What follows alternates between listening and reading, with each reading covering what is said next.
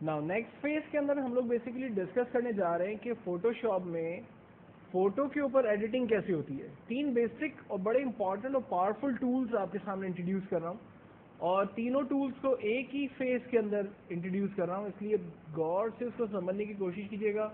अगर कोई क्वेश्चन हो तो ज़रूर पूछ लीजिएगा। इस वक्त मेरे पास बैकग्राउंड पे कोई पेज नहीं है क्योंकि मुझे पिक्चर के ऊपर काम करना है। तो पिक्चर को ओपन करने के 2 तरीके। पहला तरीका तो ये है कि ये जो बैकग्राउंड ग्रे रंग का एरिया है उस पर कहीं भी आप डबल क्लिक करें तो आप माय पिक्चर के फोल्डर पे लोकेटेड एरिया में आप चले जाते हैं और यहाँ से आप अपनी मर्जी के फोल्डर तक जहाँ आपने पिक्चर्स रखी हैं वहाँ तक आप जाइए और अपनी पिक्चर को सेलेक्ट करें। वो पिक्चर आपकी स्क्रीन पर ओपन हो जाएगी। ये एक सिंपल और आसान तरीका।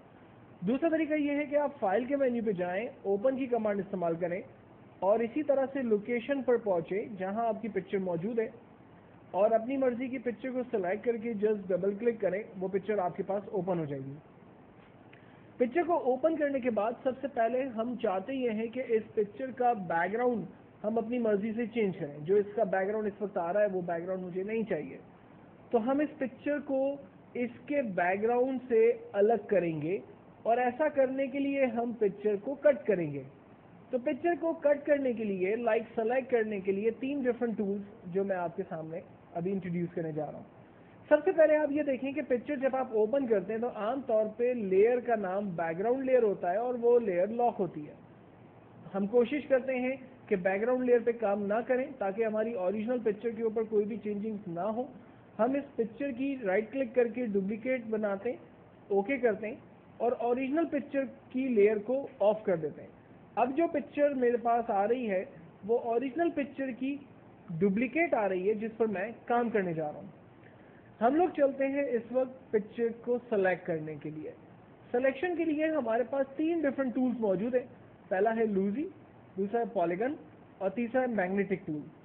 लूजी टूल बेसिकली माउस की तरह बिल्कुल नॉर्मली क्लिक करते हुए आप आगे बढ़े और रेंज बनाइए, सॉर्ट ऑफ कुछ इस तरह से काम करेगा। मैं पिक्चर के एक कॉर्नर से रेंज बनाना शुरू कर रहा हूँ और अपने माउस के क्लिक को प्रेस करके रख रहा हूँ। जिस तरह से मेरा माउस मूव करेगा सिलेक्शन उसी तरह से ड्रॉ होगी। अगर सिलेक्शन माउस की गलत होगी तो पिक्चर का आउटपुट जब हम फाइनल देखेंगे तो वो काफ़ी ख़राब हमें नज़र आएगा, यानी पिक्चर जो है वो कट हुई भी नज़र आएगी। और अगर हमने यहाँ पर अच्छे से रेंज बनाई भी होगी तो डेफिनेटली उसका रिजल्ट भी हमें फाइनली ठीक से नज़र आएगा।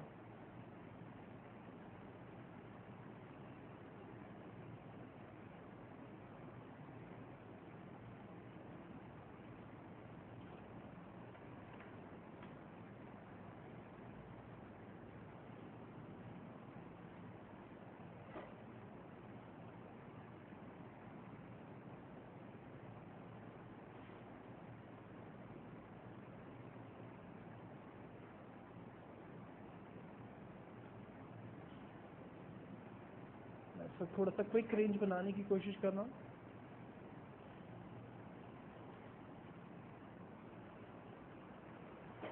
जहाँ से रेंज को हमने स्टार्ट किया था वहाँ पर ही इसको एंड करेंगे।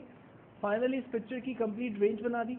रेंज बनाने के बाद कंपलसरी है कि आप मूव का टूल सेलेक्ट करें और फाइल में जाकर एक न्यू पेज क्रिएट करें। लाइक मैं एक नया पेज नॉर्मली 8.5 बाय 11 इंच यानी लेटर साइज पेज ले रहा हूँ और ओके कर रहा हूँ। अपने इस ब्लैंक पेज पे पिक्चर को लाने के लिए मूव टूल की मदद लेते हुए हम जस्ट पिक्चर को ड्रैग करेंगे एक पेज से दूसरे पेज पर, तो आप देखिए पिक्चर की कॉपी हमारे नए पेज पर आ जाएगी। पिक्चर की जिस तरह से हमने रेंज बनाई थी उस तरह से इसकी रेंज आ गई। कंट्रोल टी ट्रांसफॉर्म का टूल है, पहले ही मैं आपको बता चुका हूँ। इसकी मदद लेते हुए हम पिक्चर की साइज़ को बड़ा कर सकते हैं। आप देखिए पिक्चर की सिलेक्शन में हमने कुछ मिस्टेक्स की थी। जूम टूल लेकर पिक्चर की साइज़ को बड़ा करते हैं और इसको बेहतर तौर पर समझने की कोशिश करते हैं। यहाँ पर देखें पिक्चर की सिलेक्शन जो है वो रॉन्ग भी है, जिसकी वजह से इसके जो फाइनल इफेक्ट्स हैं या फाइनल रिजल्ट है वो ठीक से नहीं आ रहे हैं। एनीवेज हम पिक्चर के दूसरे टूल्स की तरफ चलते हैं। सेलेक्शन जूम टूल की मदद लेते हुए फिट टू स्क्रीन करते हैं और इस पेज की साइज़ को नॉर्मल करते हैं, मिनिमाइज करते हैं और अपने पहली वाली पिक्चर पर दोबारा चलते हैं। कंट्रोल डी की मदद से इसकी रेंज को ख़त्म करते हैं और अब लूजी टूल की जगह पॉलीगन टूल से काम करते हैं। पॉलीगन टूल के अंदर अच्छी बात यह है कि ये लाइनों की तरह रेंज बनाता है। जस्ट लाइक आप पहली दफ़ा क्लिक करें, फिर दूसरी दफ़ा क्लिक करें, फिर नेक्स्ट डेस्टिनेशन बताइए, और क्लिक करते करते आप आगे की तरफ बढ़ते चले जाएं और अपनी पिक्चर को सेलेक्ट करते जाएं। अगर सिलेक्शन के दरमियान कोई आप गलत सिलेक्शन बना देते हैं, मिसाल के तौर पर मैंने ये गलत सिलेक्शन बना दी, तो इसको ख़त्म करने के लिए हम बैक स्पेस का बटन प्रेस करते हैं। जहाँ पर भी हमने क्लिक किया था ये उन ऑब्जेक्ट्स को वहाँ से ख़त्म करता है। एक्चुअल में जहाँ पर हम क्लिक करते हैं वहाँ पर ये डॉट बना देता है और उस डॉट को हम लोग नोट कहते हैं। तो जब हम लोग बैक स्पेस बटन प्रेस करते हैं तो वो नोट एक्चुअल में रब होते चले जाते हैं।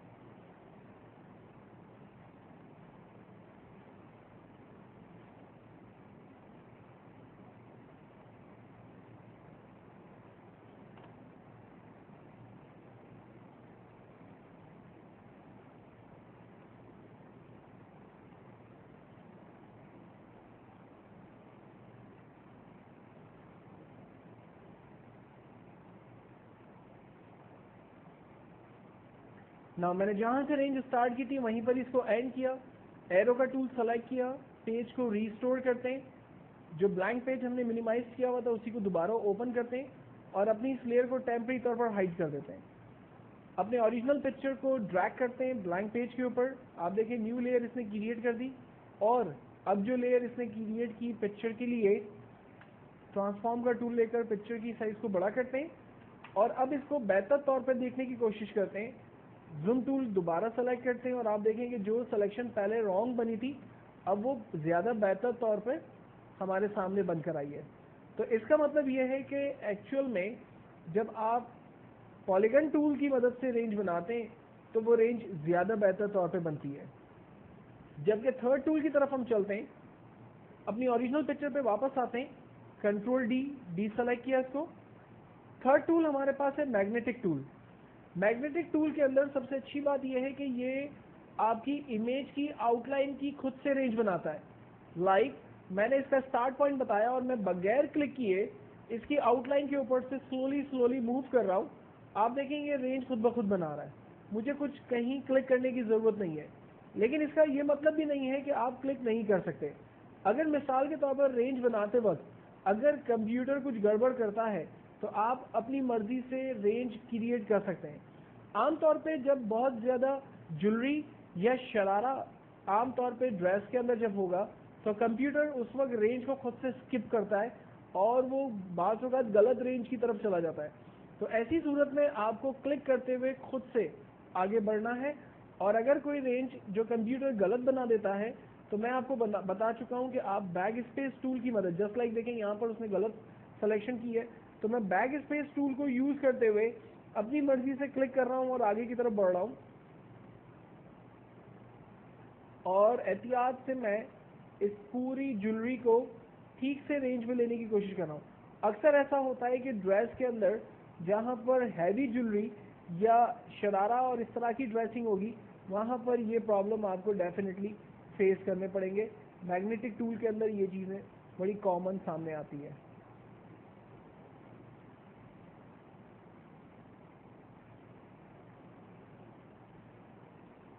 अगर इस पिक्चर की जगह कोई ऐसी पिक्चर होती कि जो पैंट शर्ट शलवार कमीज हो, like this type of picture होती, तो उसकी रेंज बहुत ज़्यादा अच्छे तरीके से और आसानी से बन जाती।